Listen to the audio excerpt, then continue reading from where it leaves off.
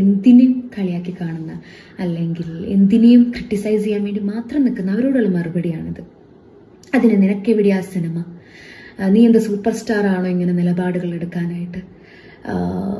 സിനിമയില്ലാത്തത് കൊണ്ട് ഈ കാരണവും പറഞ്ഞ് സിനിമയിൽ നിന്ന് പുറത്തായി എന്ന് വരുത്തി തീർക്കാനുള്ള നിന്റെ ബുദ്ധിയല്ലേ ഇത് എന്നൊക്കെയുള്ളതിന് എനിക്കെവിടെയാ സിനിമ എന്നുള്ളത് അവിടെ നിൽക്കട്ടെ. സിനിമ ഇല്ലെങ്കിലും ഉണ്ടെങ്കിലും ദാറ്റ്സ് ഞാനല്ലേ അനുഭവിക്കണ്ടേ. എനിക്ക് സിനിമയില്ലെങ്കിൽ ആ വിഷമം ഞാനല്ലേ തീർക്കണ്ടേ.